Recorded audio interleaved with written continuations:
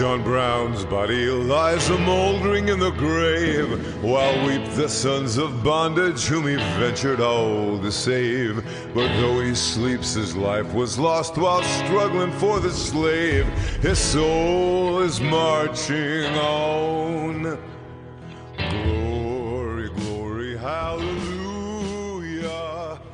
Glory, glory, Welcome to a special interview episode of War of the Rebellion, Stories of the Civil War. I am your host, Leon, and today we are covering a musical production titled The Lincolns of Springfield. Joining me today is the writer and composer Terrence Cranert for this new musical that is already running. It premiered back on June 15th, and it continues its run through July 30th, 2023. So if any of my listeners are having a free day, head on over. The website will be down in the show notes, and you can go see it today. This live show is at the Peggy Ryder Theater at the Hoogland Center of the Arts in Springfield, Illinois. It is a family-friendly musical about Abraham Lincoln, Mary Todd Lincoln, and the romance that brought them together to form, quote, America's first power couple, unquote. Mr. Terrence, thank you for joining us today on this beautiful morning. It is my absolute pleasure to have you on. Please tell us who you are, what you do, and maybe a little bit about yourself for our listeners. Sure, and thank you for having us. Yes, I was involved in theater from an early age and got my degree in musical theater at Indiana University. And before I went out into the world and got a real job, I was working as an actor in New York. I was good friends with Howard Ashman, who wrote the lyrics for Beauty and the Beast and Little Mermaid. We went to IU together and then had gone to New York at the same time and studied with a man named Lehman Engel, who was known as the dean of the Broadway musical, where we learned the real craft of how to write musical theater.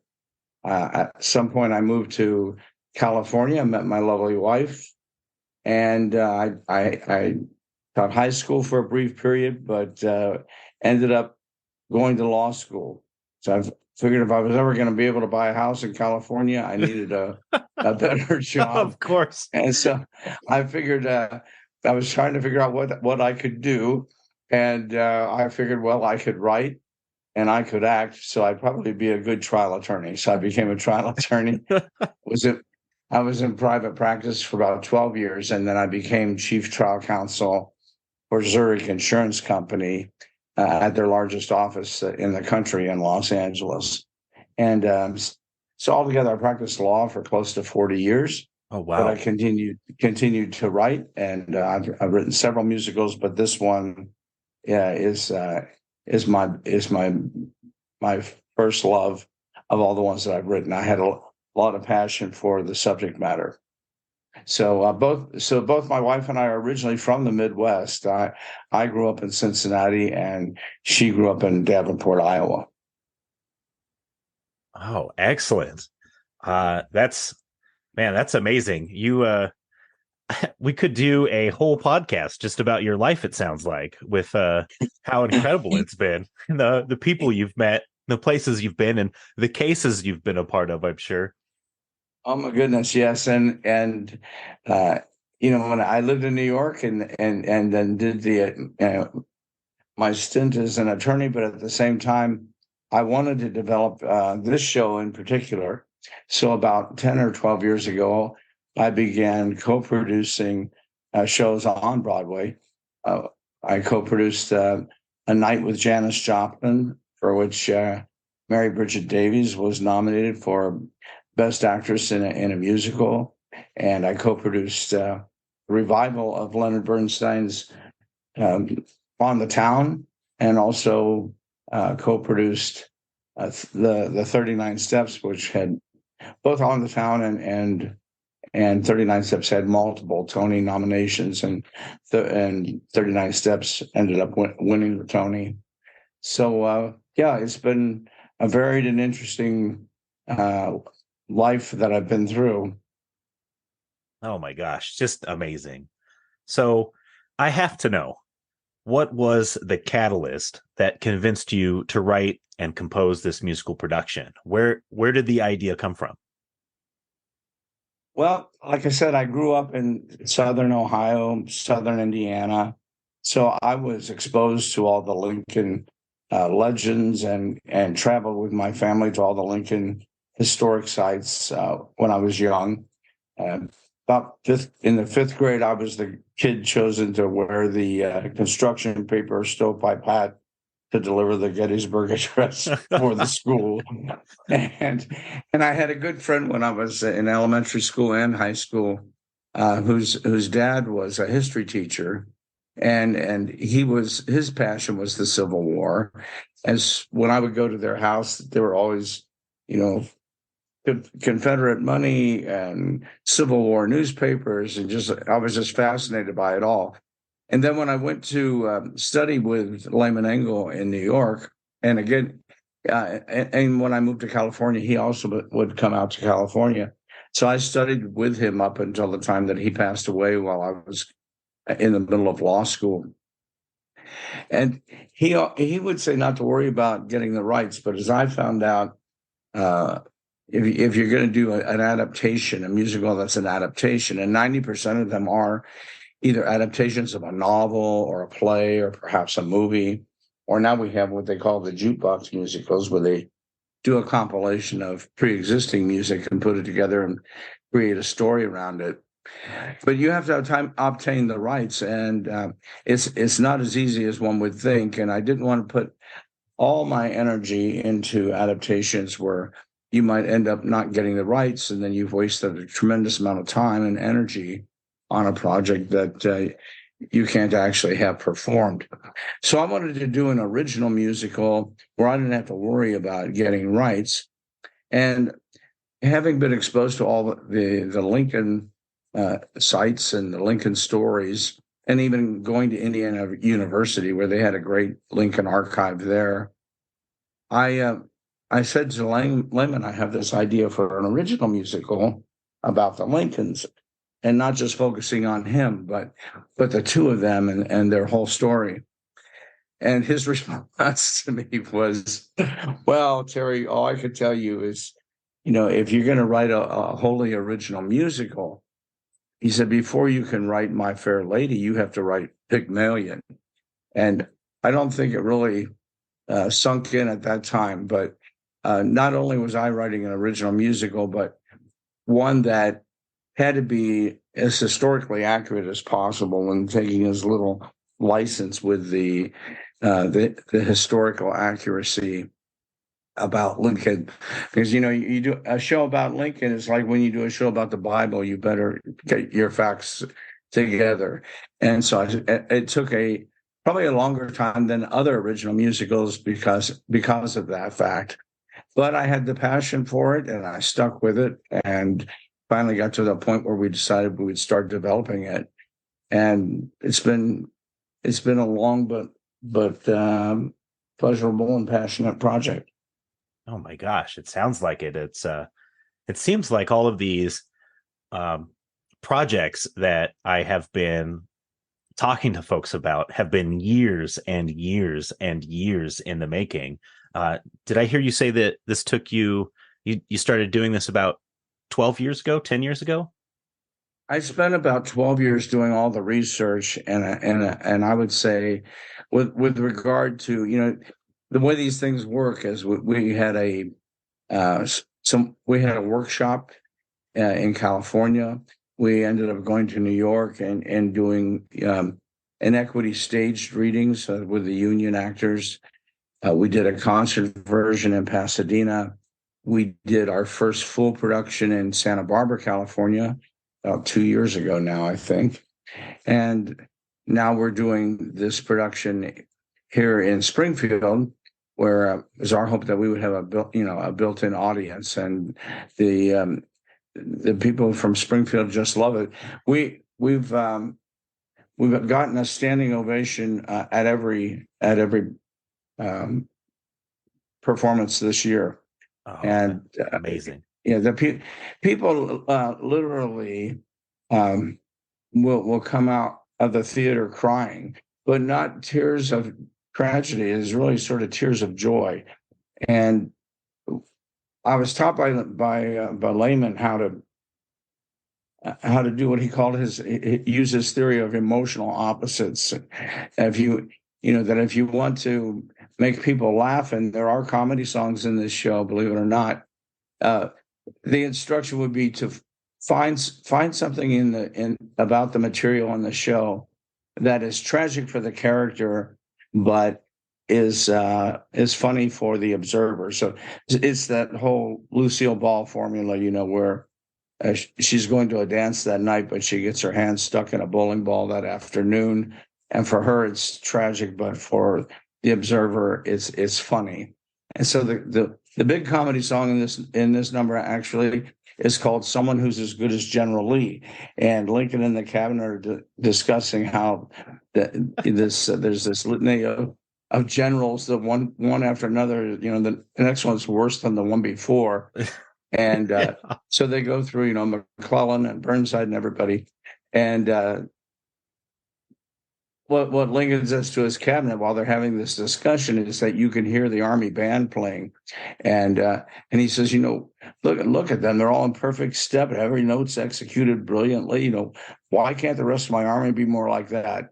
And as they go through each one of these generals, it's very funny. It's very funny. And then on the other side, when we were taught, if you want to be able to move the audience to tears, that you have to avoid having your heroines or your main people delve into self-pity.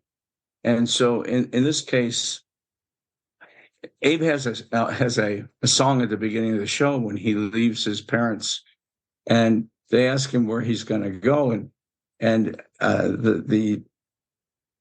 the common saying in those days was, when you could hear your neighbor's shotgun, it was time to move. And then if you asked them where they're going to go, they would say over yonder. And so he sings this song called Over Yonder, where he's going off to seek his destiny, and it's a coming of age song.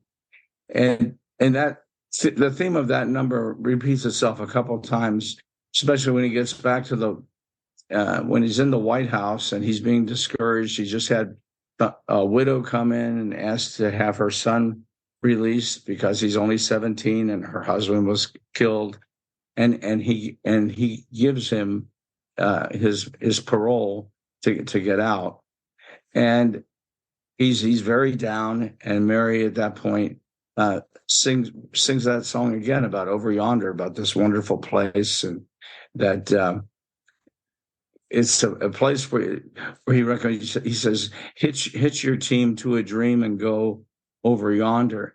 Well, what happens towards the end of the show, or you don't have to listen to this part if you don't want to know, but at the end of the show, when we know historically that Mary did not go to the funeral. She was this is about the historical accuracy you want to keep. We know she didn't go to the funeral. She's lost her husband. She's lost two sons, that have predeceased her, and she's there with her best friend Elizabeth Keckley, who is an amazing woman in herself. She was a former slave who bought her own freedom and the freedom of her son by working as a seamstress for high society people, and then moved to Washington, D.C., and became Mary's dressmaker, and made all of her dresses from her inaugural gown through her widow's weeds that she wears at the end of the show. Wow. And becomes Mary's closest friend and confidant. And she's kind of our storyteller in the show. It gets to the end, and Mrs. Keckley and little Tad is the youngest who still has survived. They are going to the funeral, and Mary is not going. And before they leave, Tad goes back to his mother, and this is the very last number. He asks her, we will. First of all, he says, we will see Father and Willie again, won't we, Mama? And she says, of course we will someday. He says, Papa was good, and he's with God, and he's with Willie. And they're in heaven. And then he says, but where is heaven, Mama? What's it like there?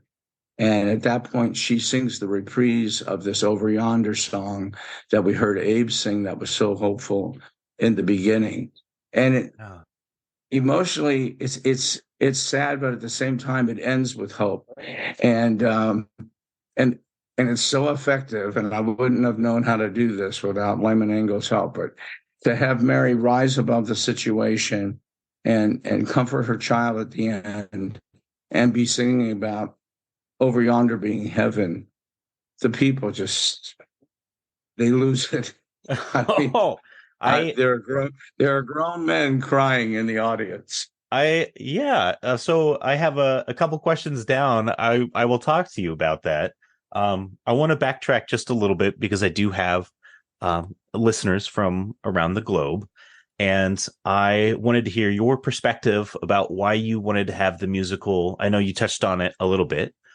In Springfield, Illinois, what is the significance to having the musical there rather than maybe somewhere else in the United States?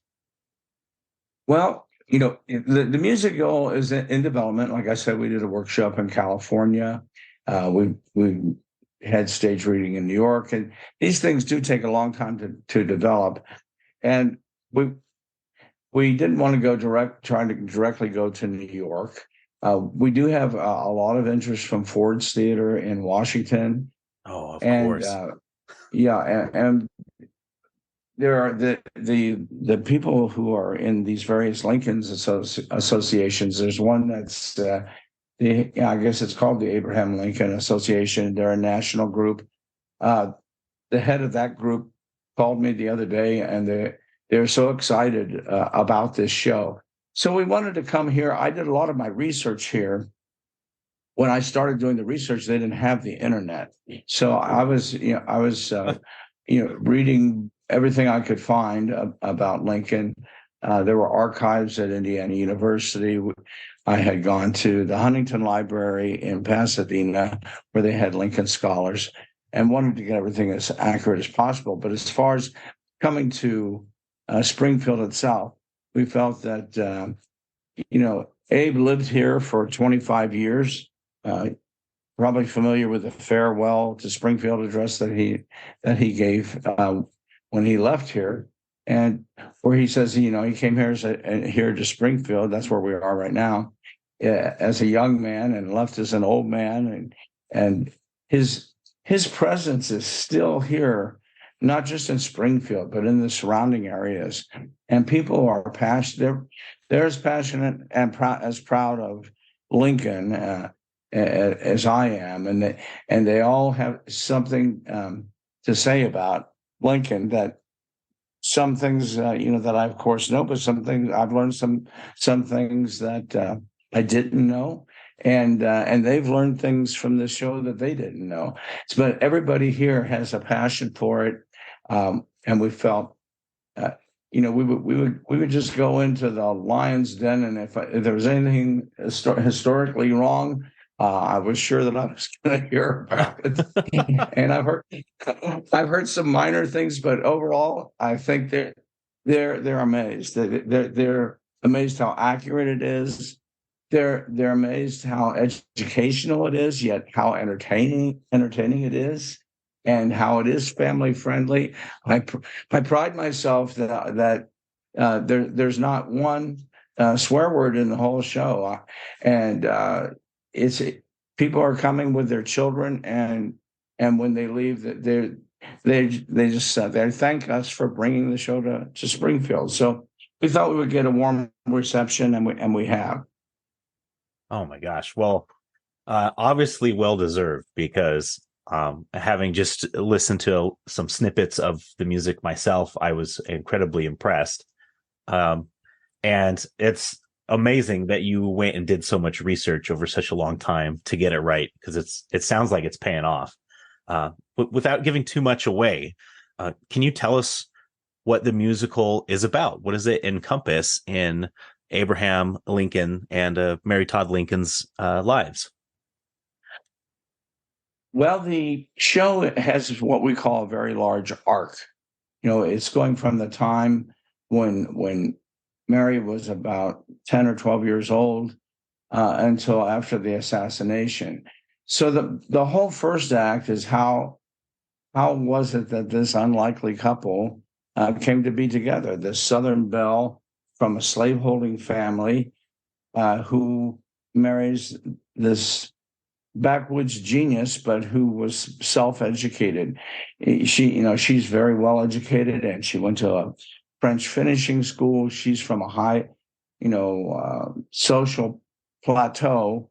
Her family, is against the marriage because they don't think that he's a good match, that he's too poor, and that he's not well educated, and that he's so tall. The first act is how you hear from Mary when she's very young, that she said this to everyone who would listen, that she was going to marry a president and live in the White House. And she was determined to do that. And when she eventually moves to Springfield, where her older sister has married the son of the governor of Illinois and is trying to fix her up with Stephen Douglas. But when Mary and Abe meet at this cotillion at the Edwards Mansion, it's kismet, and they have this on again, off again romance through the first act, mainly because her family is against the match. But when they finally, you couldn't make this up. It's all true, that it's boy meets girl and boy loses girl and boy gets girl. And when at the end of the first act, when they decide that they are going to get married and she doesn't want to have a long engagement, Abe suggests they get married that very day. And they do. They get married at her sister's house. She has to borrow a dress. And Abe runs around and gets the Reverend Dresser and some friends of theirs, and they get married right there at the Edwards home. So a lot of people don't know that whole story. Oh, and wow. A lot of people don't know also that Mary was raised by a household slave who was a nursemaid to the Todd family. And she must have been very busy, because between the first wife and the second wife, the stepmother, they had about 14 or 16 children in the house. And this household servant, Mammy Sally, served as a surrogate mother for Mary, because her mother had died at 6, and she didn't have the good fortune to have a great relationship with her stepmother like Abe did. It was just the opposite. And so they sent her off to finishing school and other schools, where she became very politically astute and very well educated, better educated than most of the men at the time. And Abe was impressed with that when they met. And we like to say, or Mrs. Keckley likes to say in the show, that, had it not been for Mary, I believe it's doubtful that Abe would ever have aspired to be president. She was the one who encouraged him, and she had her mindset on marrying a president and living in the White House. And by golly, she ends up manifesting that. So that whole first act is the romance. The second act, of course, he becomes elected president, and there's a traveling song called "On the Stump," where he's running for the Senate of Illinois, but by the end of the number, he's the president-elect, and they go off to Washington. At that point, it becomes an up close and personal story, primarily about the two of them against the background of the war. And you see how the ups and downs, where they have, at times it's a very loving relationship, at times it's very contentious, because Abe is caught in that conflict between his duty to his family and his duty to the country. And he has to put his duty to the country above his family for the duration of the war. And it was very hard on Mary Todd. I think this show vindicates her. One of the reviews that we had said that she gets her rightful place, where she gets to come out of the shadows and more into the spotlight, as being the what we call the power behind the saint. that if it weren't for her encouragement and her drive, he may never have been president. And and the sad thing is, of course, everybody knows the end of the story. I say it's like Titanic. The ship's going down, but you still go along for the ride. And even though you know what's coming, it hits people hard. And there's a great song in the second act, just before the end, called "Bind Up the Nation's Wounds," and it's sung by this tremendous singer, Mikal Connor, who's was in Broadway on Ragtime, and I can't even remember the other show, but he's a Broadway veteran. Our Abe is a guy named Matthew Patrick Davis. He's also a Broadway veteran. Our Mary hasn't really done Broadway, but she studied in England. She studied at the London Academy for the Music and Dramatic Arts, and she's just a fabulous soprano.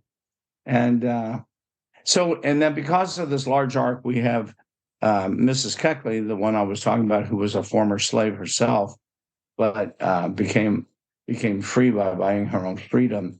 And she's the storyteller, and she can sort of fill in the gaps as we keep jumping forward in time, but she keeps the chronology together.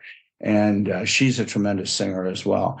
And the ensemble, and also I can't forget my wife. My wife, Becca, she was with the Los Angeles Civic Light Opera. She's classically trained. Oh my and goodness. She plays the French finishing school teacher, Madame Mentel. And then the rest of the ensemble, we have a gospel choir that backs up Mrs. Keckley, and a tremendous ensemble. The choreography is fabulous, and the orchestral arrangements, we're using pre-recorded arrangements here in Springfield, but they're just tremendous. I was going back and forth between California and here, helping to do the cast recording and rehearse the ensemble in California. And we brought in players from the Los Angeles Philharmonic and created a string section, created a horn section, woodwinds, and recorded everything live in the studio. And then added these wonderful singers that we've had. So we have a tremendous studio cast recording. That the physical CDs have just been produced, and we're about ready to release everything on Spotify and all the streaming music venues. So that'll be out soon. All right. Well, that's great to know. That was one of my questions, so I'll go ahead and cross that off. Talking about the different incredible singers that you have in this, and after reviewing the main characters for the musical, I have to ask, with such a large potential cast at your fingertips, how did you settle on all of these individual characters? I mean, so there were so many players at large during this time frame, and then how did you match up the cast members with those characters? Well, that's a good question. With regard to Matthew Patrick Davis, we ended up going to a casting director. We had not been able to find the right Abe, and he was brought to us, and we knew that we wanted him from the very beginning. He has a great voice. He's a little taller than Abe was. He's actually 6'8". I don't think people realize that when they watch it, because everybody's gotten bigger, right? I'm amused when I go to a mission in California and the doorways are so short, and the armor, and the Spanish armor is so small. So I think relatively they're about the same ratio that Abe and Mary would have been. But the other thing about Matt is I was an actor myself and have directed this version, and he really listens and has developed a great feel for all the Lincoln-esque humor, and there's a lot of it in the show. And he's able to tell those long jokes like they told in the old days. Lincoln's stories that he collected, I don't know where they all came from, but it was similar to like Mark Twain, where people would having storytellers was a big deal. And his father was a big storyteller. And there was a whole collection of his stories that had to be confirmed by at least two witnesses that he told these stories. And they were collected by a professor who I worked with on the show from the Huntington Library, Peter Zell. And it's a book called Lincoln Laughing, a collection of all his stories. And they are spaced throughout the show. This show is more like a Rodgers and Hammerstein or a Lerner and Lowe musical from that golden era of musical theater in New York. And the songs they vary in terms of the style. So there are songs, like I said, that make you laugh. There are songs that will make you cry. There are what we call charm songs. I would say Madame Mentel certainly sings a charm song. There are, as I said, the I Want songs, which express from the beginning what does that character want and how are they going to get it. And once you hear that song of what they want, then you're rooting for that character for the rest of the show. So there's every style of musical theater that makes the music varied, and yet it all melts together very well. But I'd like to say that a good musical, in my opinion, is sort of like Space Mountain. I was living in California. We used to take our kids to Disneyland all the time, and I'm not a big roller coaster fan, but one of my kids talked me into going on Space Mountain, and of course it broke down with just my luck. But the thing was, Space Mountain is in the dark, and there are projections of planets and galaxies as you're riding along, and you can't see the track. That's sort of the genius of the whole thing. Is like on a normal roller coaster, you can see where you're headed and up or down or sideways. But on Space Mountain, it's all takes place in the dark, so you don't know exactly where you're going. You're just going along for the ride.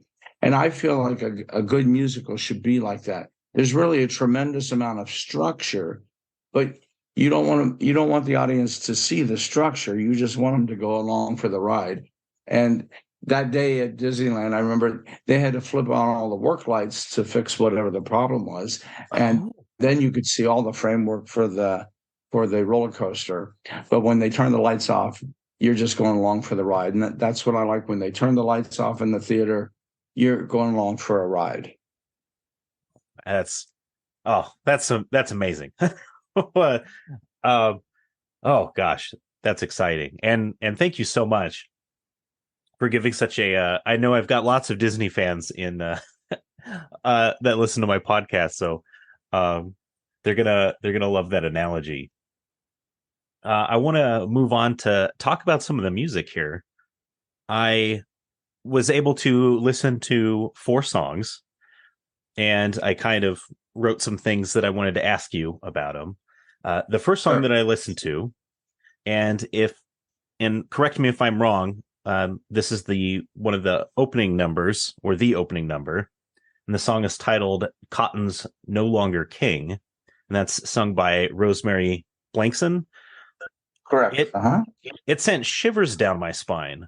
I had to stop it and immediately go grab my fiance and sit her down and say, "Listen to this." She loved it. I loved it. I was floored. Where did the inspiration come for that song? And can you tell us about the creative process for it? It had me blown back into my chair.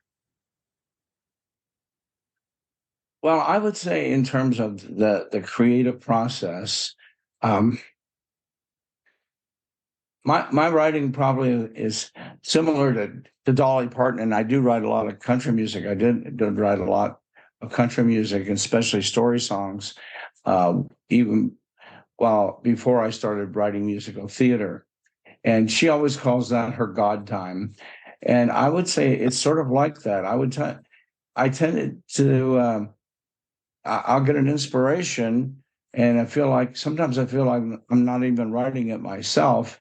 I'll get an idea that just comes to me, and I like to work from a title. And uh, I thought it was a fascinating idea. Originally, that song uh, I called I called Cotton. It was actually called Cotton is Still the King, and I thought the conflict would be between the fact that okay, Abe might have been elected president, but money still runs the country, and Cotton is still the king. But as I developed it, I realized that it was a hopeful song for the African American community, all the people, especially of course the enslaved people, and that they were celebrating the fact that there was this hope now that slavery may come to an end. And I eventually changed that title to Cotton's No Longer King, and the that theme sort of carries through, and it has turned into a celebration. Well, actually, when I first wrote it, and when you write musical theater, it's never really done. When I first started the show, I didn't know about Mrs. Keckley when I first started writing, and I had given that song to Mammy Sally, who was the woman that, like I said, was a surrogate mother to Mary. But I ran into a problem at the end of the first act because Mammy Sally did not go to Washington with the Lincolns, and she could no longer be the storyteller. And then, as luck would have it, as I was doing my research, I stumbled upon Mrs. Keckley, and I knew at that point that she was going to have to be my storyteller. So I rewrote the song into a celebration song for Mrs. Keckley. So what happens? That's in 1860 when Abe gets elected, and then from that point it flashes back. So we have a flashback to Lexington where we see Mary for the first time, and then it progresses to Sangamon County and so forth. So that's sort of how that song came about. Oh wow! Well, it got an A+ from me. My mouth dropped as I was listening to it. Well, if you listen to the studio cast recording, I'm sure the one that you listened to is on our website, but that was a concert version. That was a concert version of the show, so that's actually a smaller version of the whole song. And if you get to listen to the studio cast recording, you get the full song. And now when we did the concert, we had a great gospel choir.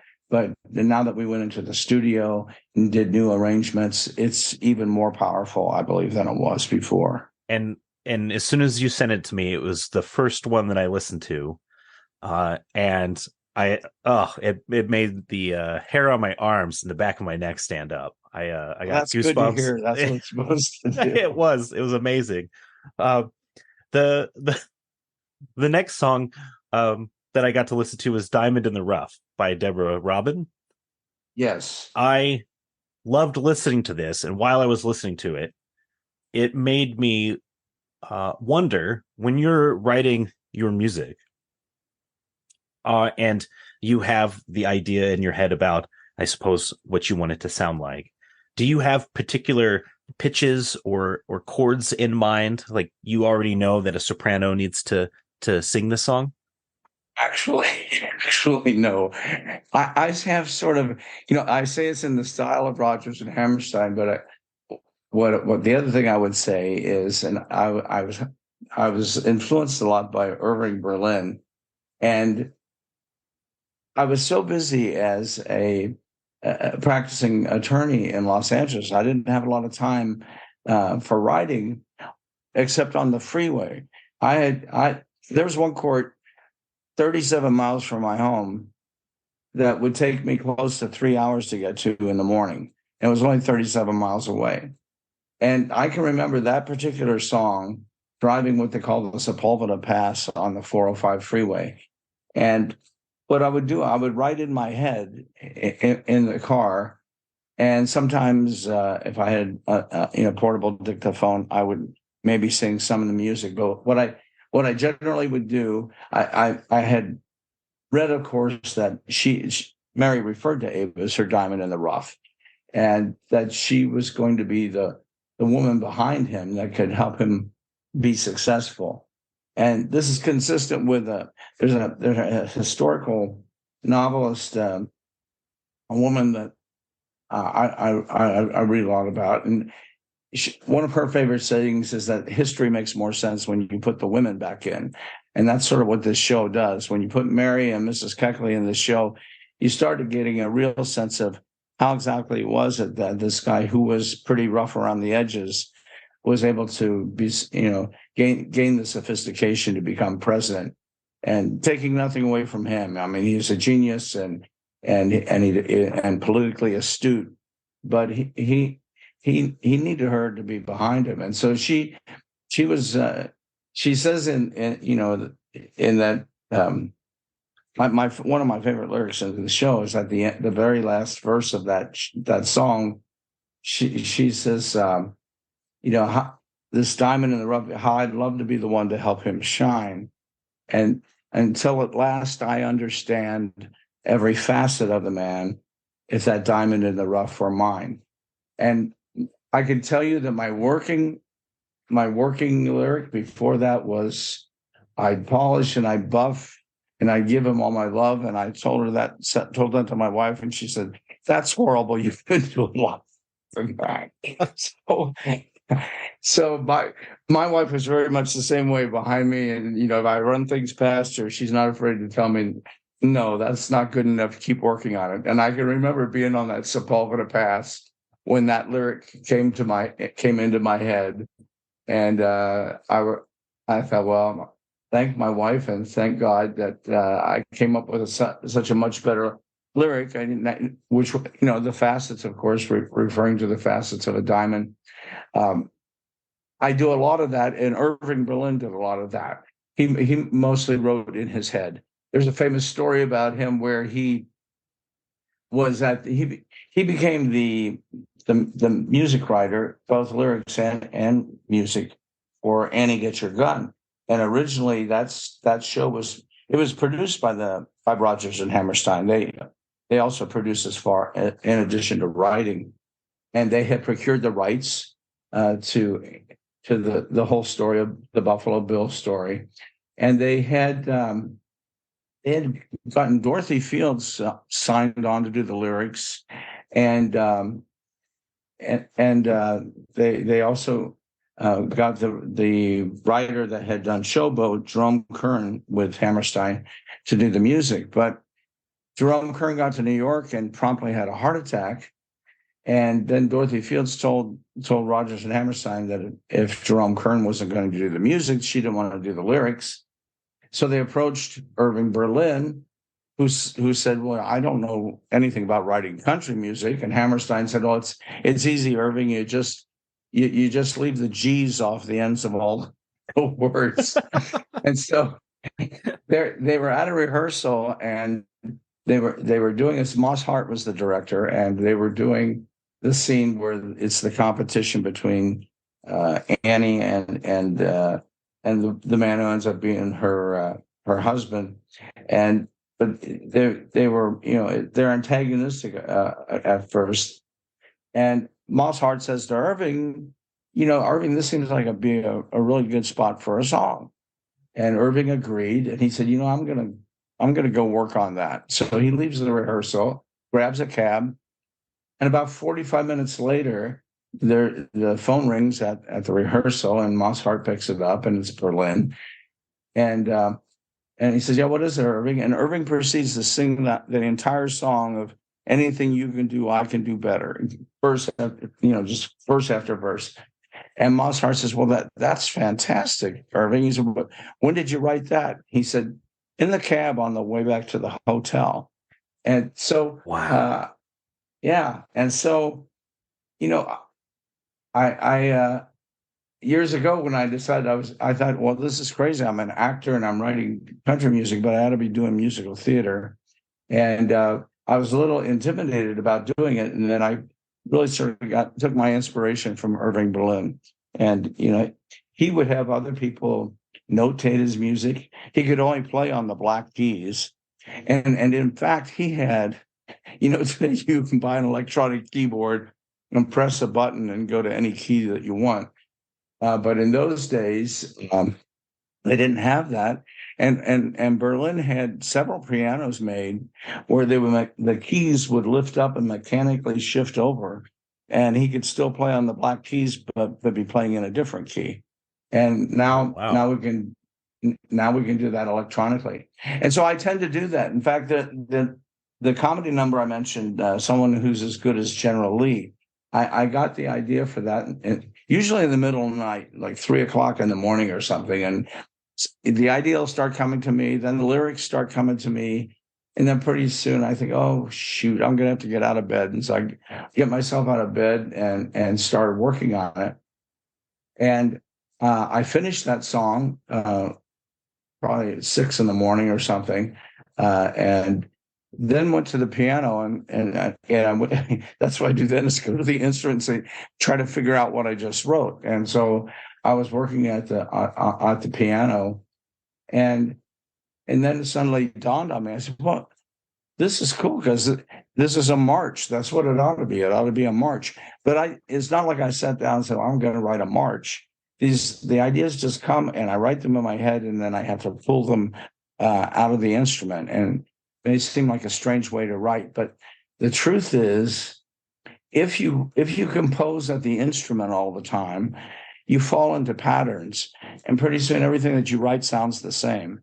And since I was sort of forced to learn how to write without being at the instrument, it has made the music be varied and fresh and not where everything sounds the same. Oh, wow. I am constantly impressed by every single one of your answers. That is an amazing creative process. Thank you for sharing it with us. When I want to talk about Bind Up the Nation's Wounds for a moment. Sure. And that is also sung by the incredible, I think you pronounced his name McHale Connor.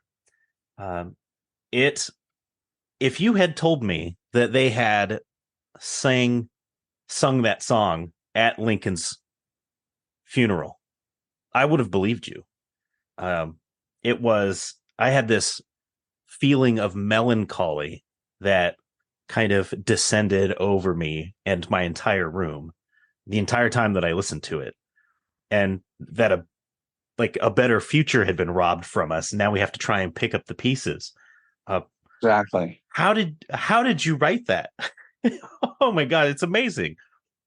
Well, of course, I wrote all the music and all the lyrics to this show, but I always put a little asterisk on my script, and at the asterisk it says with additional lyrics by Walt Whitman and Abraham Lincoln, because of course the Bind Up the Nation's Wounds is from the second inaugural, and so it's partially written by him, right? And then Walt Whitman, of course, wrote the famous poem "O Captain, My Captain," and that's how it starts.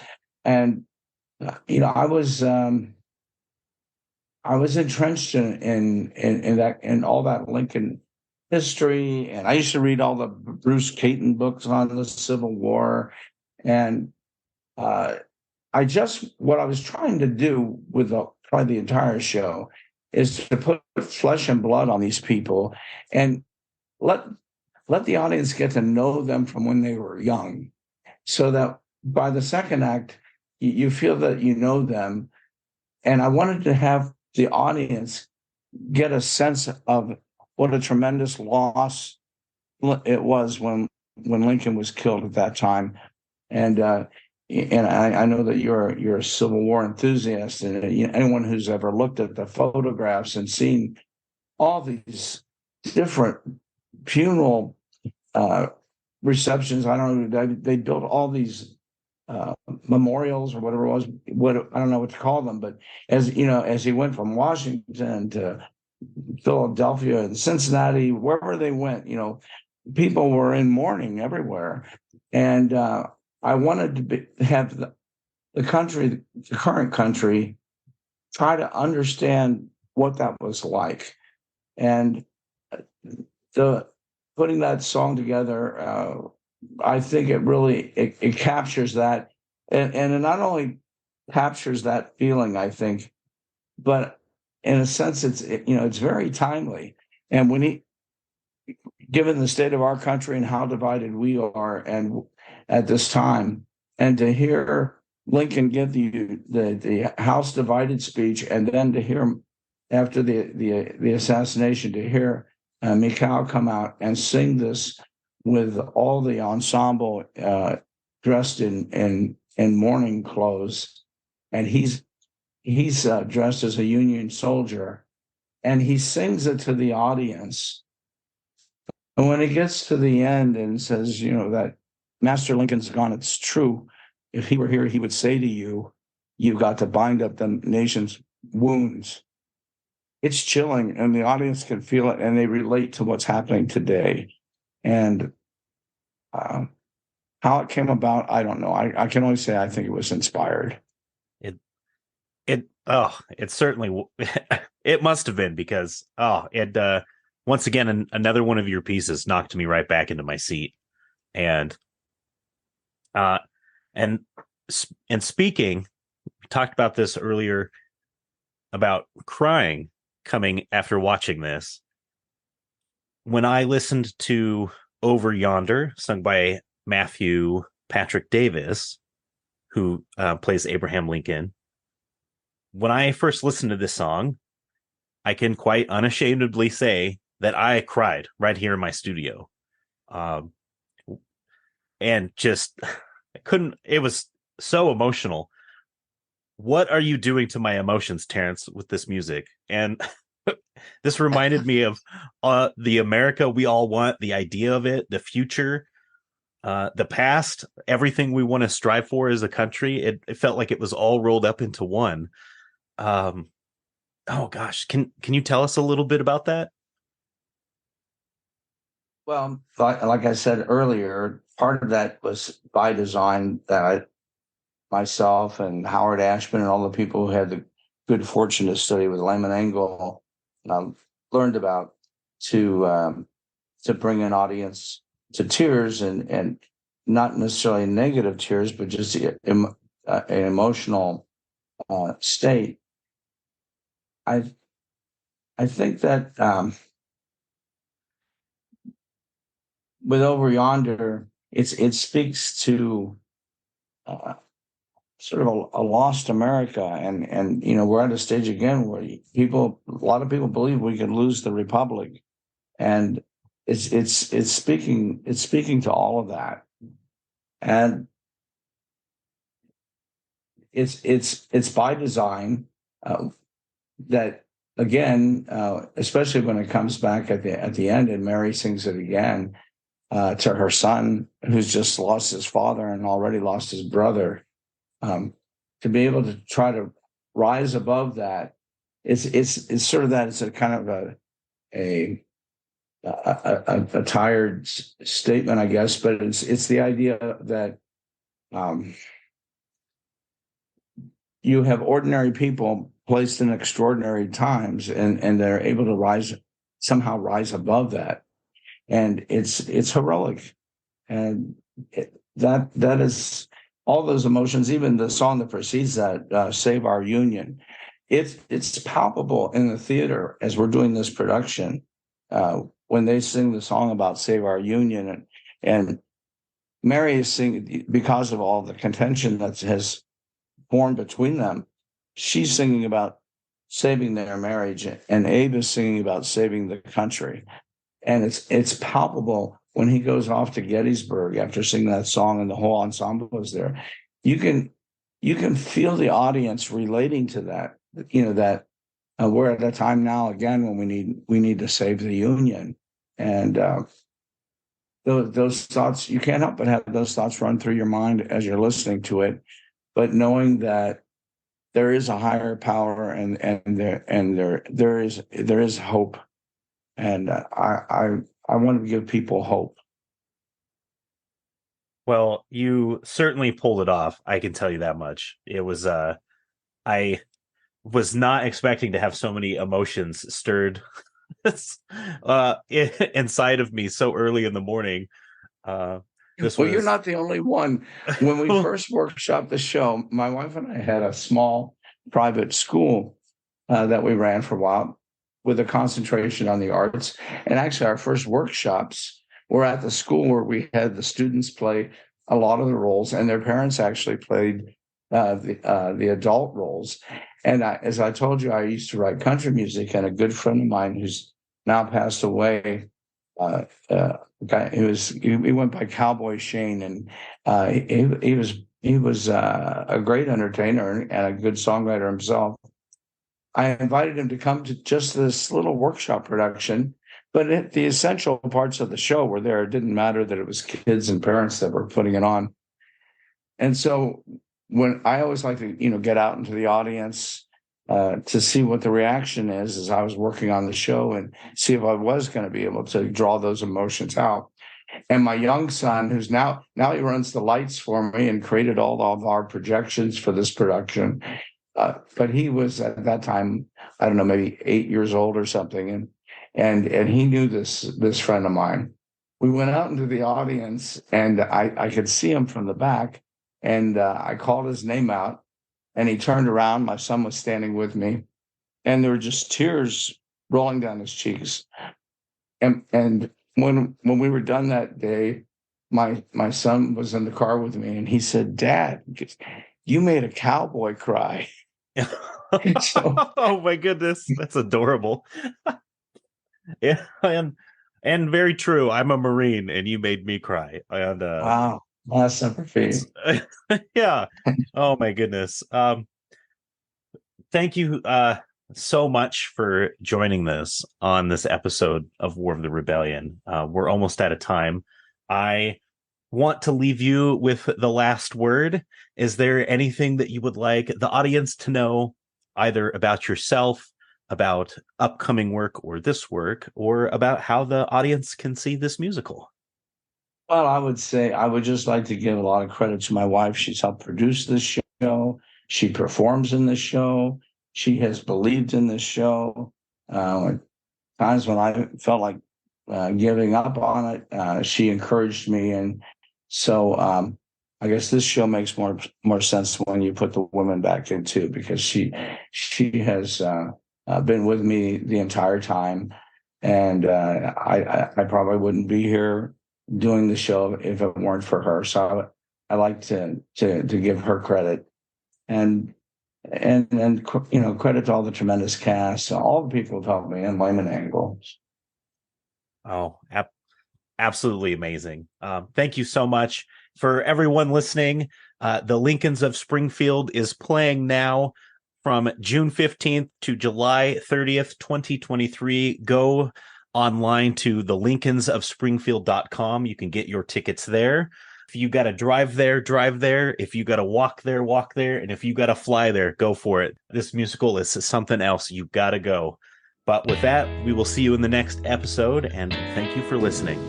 Bye-bye. Thank you so much, Leon. Have a good day. Old John Brown's body lies a-mouldering in the grave, while weep the sons of bondage whom he ventured all to save. But though he sleeps, his life was lost while struggling for the slave. His soul is marching on. Glory, glory, hallelujah. Glory, glory, hallelujah. Glory, glory, hallelujah. For his soul is marching on.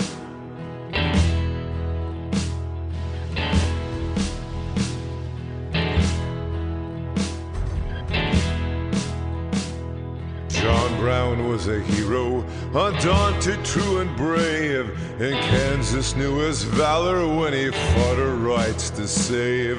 And now, though the grass grows green above his grave, his soul is marching on.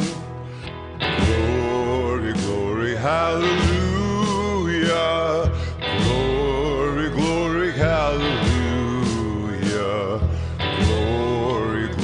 Hallelujah, for his soul is marching on.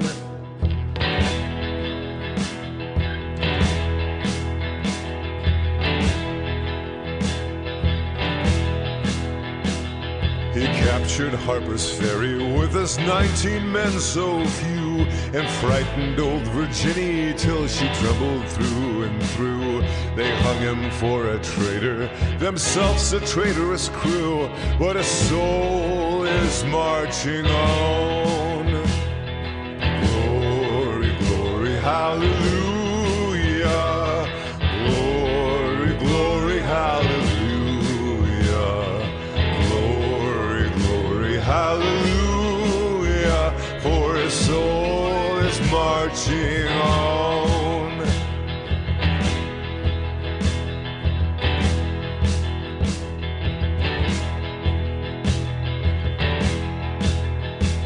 John Brown was John the Baptist, of the Christ we are to see. Christ who of the bondman shall the liberator be. And soon throughout the sunny South the slaves shall all be free, for his soul is marching on. Glory, glory, hallelujah. Glory, glory, hallelujah.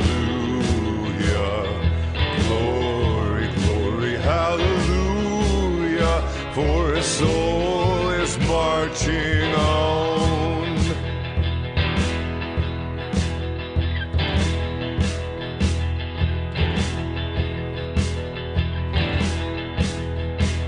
The conflict that he heralded, he looked from heaven to view on the army of the Union with its flag red, white, and blue. And heaven shall sing with anthems o'er the deed they mean to do, for his soul is marching on. Glory, glory, hallelujah. Glory, glory, hallelujah. Glory, glory, hallelujah, for his soul is marching on.